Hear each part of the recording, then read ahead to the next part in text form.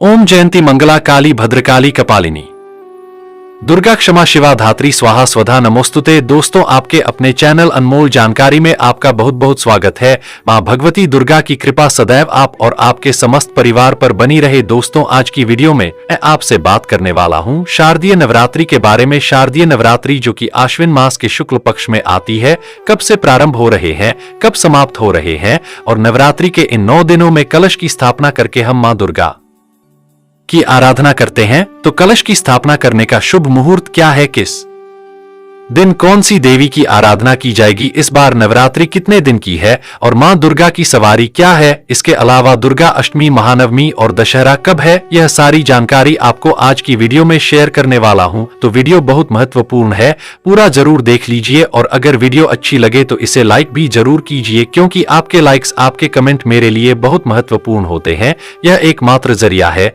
जिनसे मुझे पता चलता है कि आपको यह वीडियो अच्छी लगती है और आपके लिए यह वीडियो उपयोगी है। तो अगर वीडियो अच्छी लगे तो लाइक तो जरूर किया कीजिए। दोस्तों, शारदीय नवरात्रि का प्रारंभ होता है पितृपक्ष के अगले दिन से, यानी कि जो सर्व पितरों अमावस्या होती है उसके अगले दिन से ही, प्रतिपदा तिथि से ही कलश की स्थापना करके शारदीय नवरात्रि का प्रारंभ हो जाता है।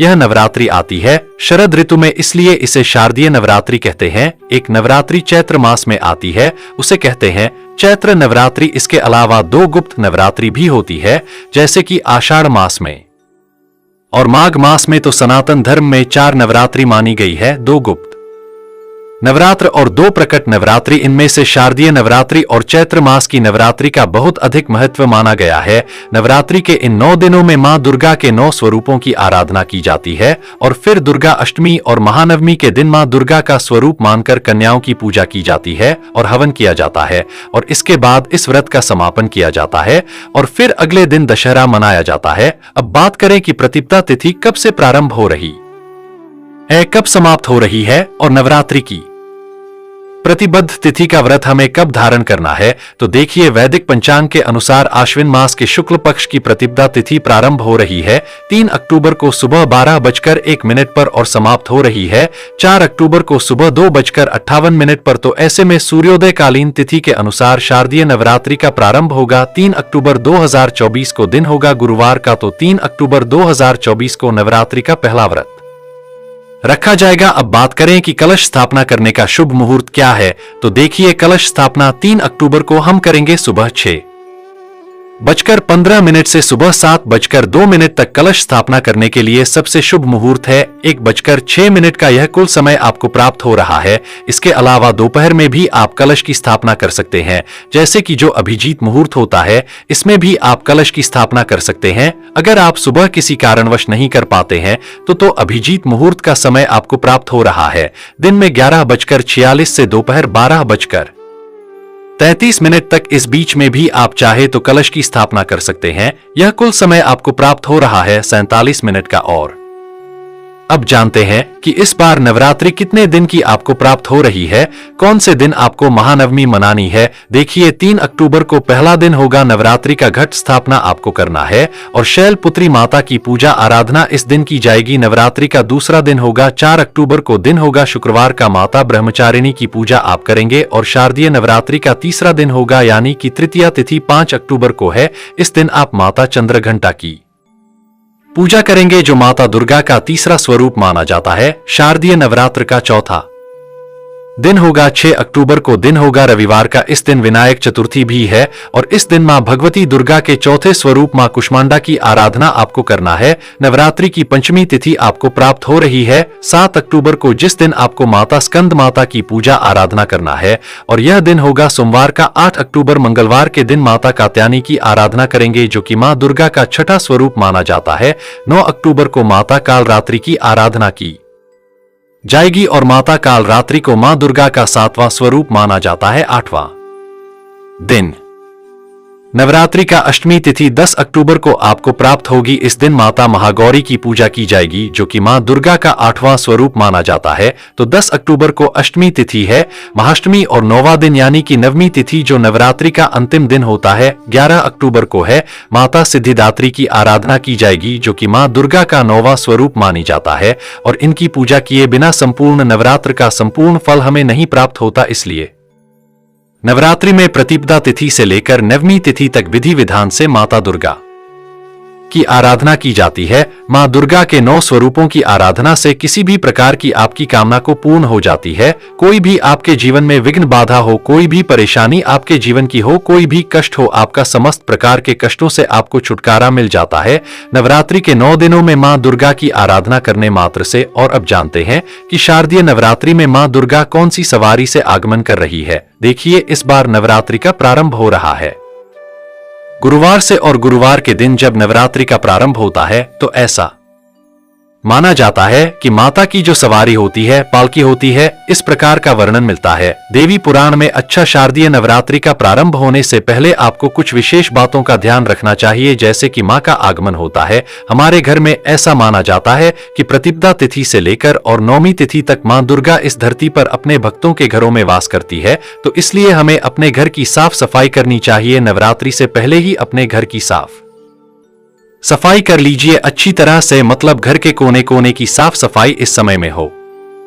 जानी चाहिए। ऐसा माना जाता है कि मां दुर्गा उसी के घर में वास करती है जहां पर की साफ सफाई होती है और जहां पर कलह क्लेश नहीं होता, जहां पर सबके बीच में प्रेम बना रहता है, वहीं पर माता का आगमन होता है। तो अपने घर में आपको ध्यान रखना है कि किसी भी प्रकार से नवरात्रि के इन 9 दिनों में कल क्लेश ना हो। लहसुन प्याज का सेवन नवरात्रि में नहीं करना चाहिए। मांस मदिरा का तो भूलकर भी नहीं करना चाहिए। अगर आप कलश की स्थापना करते हैं तो आपको अपने घर को कभी भी खाली नहीं छोड़ना चाहिए, मतलब कोई ना कोई व्यक्ति हर वक्त घर में रहना ही चाहिए। अगर आप अखंड दीप दान करते हैं तब भी आपको इस नियम का पालन करना है। एक और चीज, नवरात्रि के इन 9 दिनों में बाल और दाढ़ी नहीं कटवा चाहिए। इसके अलावा नाखून खून भी नहीं काटना चाहिए। तो यह कार्य आपको नवरात्रि से पहले कर लेना है। नवरात्रि प्रारंभ होने से पहले आपको जो भी जरूरी चीजें हैं पूजा की, वह सभी चीजें खरीद कर अपने घर में पहले रख लेना है। आप चाहे माता की मूर्ति खरीदना चाहते हो या फिर चुन्नी माता की लेनी हो, नारियल इत्यादि लेना हो, यह सभी चीजें आप पितृपक्ष में भी ले सकते हैं, करते हैं। पितृपक्ष में तो उसका कोई दोष नहीं लगता, अपने लिए कुछ नहीं खरीदना चाहिए, और अगर खरीद भी लेते हैं तो उसे धारण नहीं करना चाहिए। ठीक है, तो इस बार नवरात्रि का प्रारंभ हो रहा है 3 अक्टूबर 204 से दिन होगा गुरुवार का। माता की सवारी होगी पालकी, मतलब जिस सवारी से माता का आगमन होगा वह पालकी होगी। और नवरात्र का समापन शनिवार को हो रहा है, और शास्त्रों के अनुसार जब शनिवार को नवरात्रि का समापन होता है तो माता पैदल जाती है। ऐसे में इस नवरात्रि में आपको कुछ बातों का विशेष ध्यान रखना है। विधि विधान से मां दुर्गा की आराधना करके दुर्गा सप्तशती का जितना हो सके पाठ करना है। अगर आप पाठ नहीं कर पाते हैं किसी भी कारणवश, तो आप प्रतिदिन का पाठ सुन भी सकते हैं। हमारे इस चैनल पर दुर्गा सप्तशती का पाठ आपको प्रतिदिन सुनाया जाता है, आप लोग जरूर सुना कीजिए। इसके अलावा नवरात्रि में आपको नवारण मंत्र का जप जरूर करना चाहिए। ओम एम क्लीं चामुंडा विचे, इस मंत्र का जप से आपकी किसी भी प्रकार की कामना पूर्ण होती है। तो पूरे विधि विधान से अगर हम मां दुर्गा की आराधना करते हैं, मंत्रों का जप करते हैं और सात्विक आचार विचार व्यवहार रखते हैं, तो किसी भी प्रकार की हमारी कामना हो मां दुर्गा की कृपा से पूर्ण होती है। और अब जानते हैं कि साल 2024 में दशहरा कब है, विजयादशमी कब मनाई जाएगी। तो देखिए, 12 अक्टूबर 2024 को विजयादशमी अर्थात दशहरा मनाया जाएगा। दोस्तों, उम्मीद करता हूं यह वीडियो आपके लिए उपयोगी होगी। इसके अलावा भी अगर आपका कोई प्रश्न, कोई विशेष वीडियो देखना चाहते हैं तो कमेंट बॉक्स में जरूर लिख दीजिए। और आज की वीडियो अगर आपको अच्छी लगी हो तो वीडियो को लाइक कीजिए, शेयर कीजिए, और चैनल पर कोई बात नहीं, बस यह एक कम आपको कर लेना है। नवरात्रि में जितने भी लोग पूजा पाठ करते हैं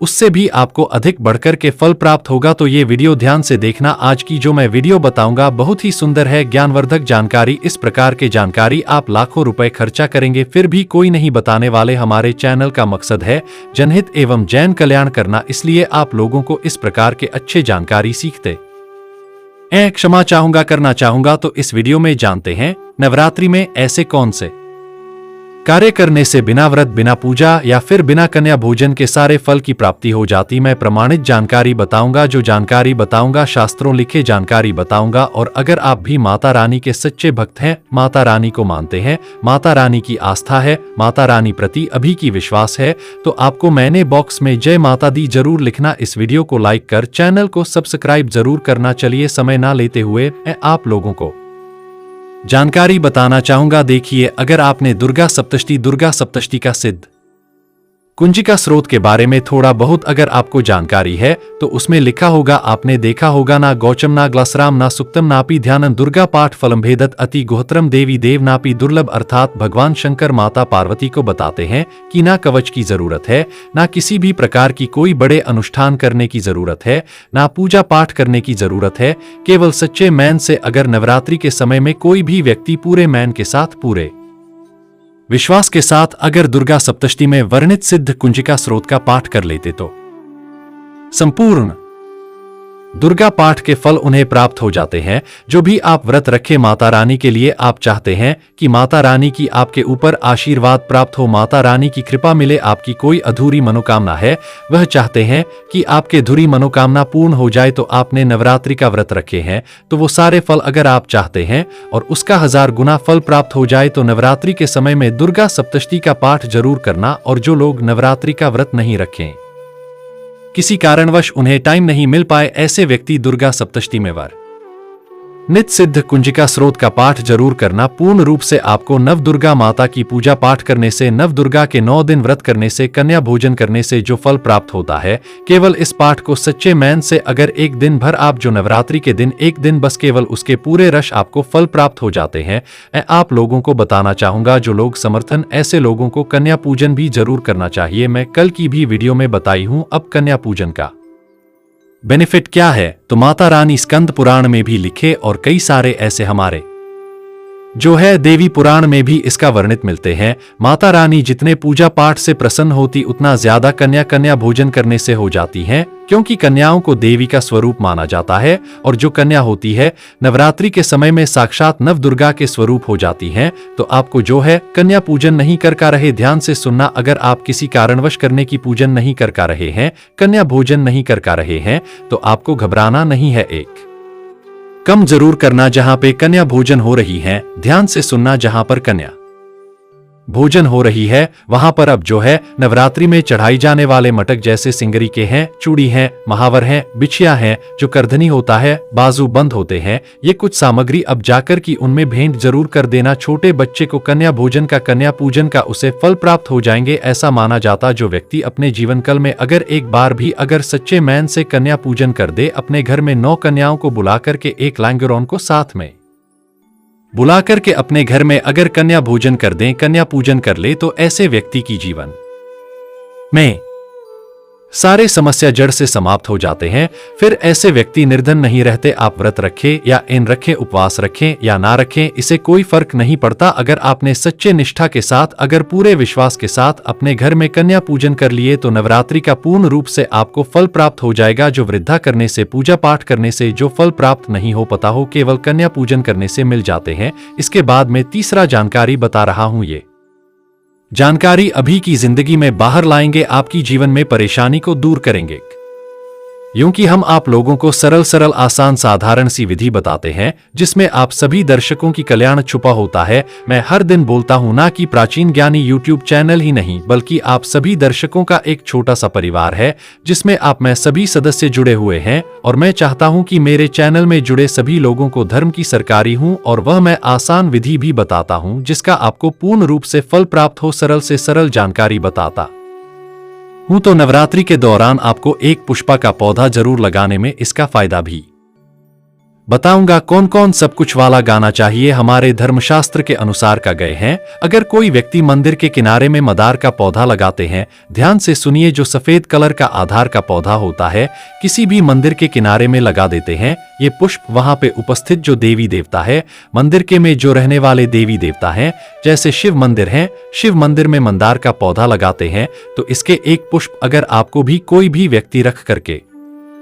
चढ़ाते हैं शिव मंदिर में जाकर के, तो आपको एक स्वर्ण डैन के बराबर पुण्य की प्राप्ति होता है। तो मदार के पौधा लगाने से इसमें जो फूल फूलेंगे उजागर की देवी देवताओं को चढ़ाई जाएंगे, तो उसका आपको जो पुण्य की प्राप्ति होगा, जो व्यक्ति चढ़ा रहे हैं उसको आधे फल मिलेंगे और आधे फल आपको प्राप्त होना शुरू हो जाएंगे। तो मदार के पौधा अगर कभी व्यक्ति नवरात्रि के समय में किसी भी शिव मंदिर है, माता रानी का मंदिर है, उनके समीप में जाकर के लगाते हैं, अच्छा पुण्य की प्राप्ति होती है ना। इसमें आपको व्रत करने में, पूजा पाठ करने की जरूरत, बस अब जो कोई पौधा लगा सकें इस श्रेणी में आते हैं, जिससे मदार का पौधा, सदाबहार का पौधा सदाबहार हमेशा हरियाली रहते हैं और ये हमेशा फूलते हैं। ऐसे फूल का आपको चयन करना है जो हमेशा फूलते रहे, जिसमें फल फूल आते रहे। तीसरे नंबर पे आते हैं कनेर का पौधा। जो कनेर का पौधा यह देवी मैन का श्रृंगार का गए हैं। कनेर के पौधे से अगर कभी व्यक्ति कनेर की पौधा सफेद कलर के अगर कनेर हैं तो फिर इसे अति उत्तम माना जाता है।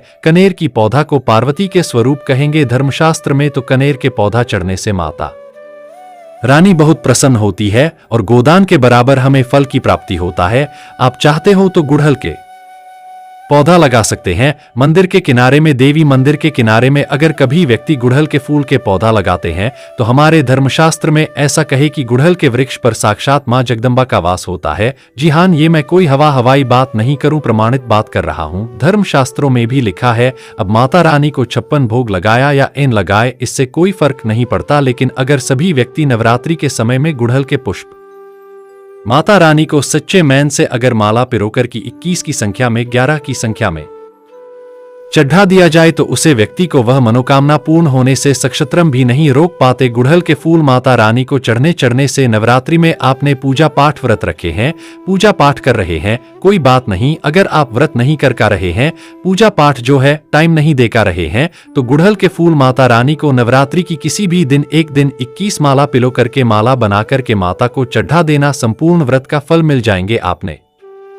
नवरात्रि के व्रत रखे या ना रखें इसे कोई फर्क नहीं पड़ता, बस गुड़हल के फूल माता रानी को चढ़ा देना। तो ऐसा का गए हैं कोई भी व्यक्ति अपने जीवन काल में अगर नवरात्रि के समय में गुड़हल के पौधा लगा देते हैं और इस पौधे में फूलना शुरू हो जाते हैं और इस फूल या फूल अगर देवी देवताओं को चढ़ना शुरू हो जाते तो माता रानी के बिल्कुल ही मदद करेंगे, आपके ऊपर अपने कृपा बरसाएंगे, आपके अपने पूर्ण आशीर्वाद देंगे और जब तक आप इस संसार में जिएंगे भी निर्धन नहीं रहेंगे। प्राचीन ज्ञान चैनल का मकसद है जनहित एवं जैन कल्याण करना। इस लग लोगों को इस प्रकार से सरल जानकारी बताया जाते हैं जिसमें आपका अध्यात्म हो, जिसमें आपका भला हो, जिसमें आपका कल्याण छूट हो। तो आज के बाद में बताएंगे जानकारी। आप सभी लोगों को कैसा लगा हमें कमेंट सेक्शन में जरूर बताना और इस वीडियो को अपने तक सीमित मत रखना, इसे आगे जरूर शेयर करना। समाज कल्याण हेतु माता रानी के आशीर्वाद प्राप्त करने हेतु इस आगे जरूर शेयर करना। मैं माता रानी से प्रार्थना करूंगा जो व्यक्ति इस वीडियो को आगे शेयर करेंगे माता रानी उन्हें धन दौलत से परिपूर्ण बनाए रखें।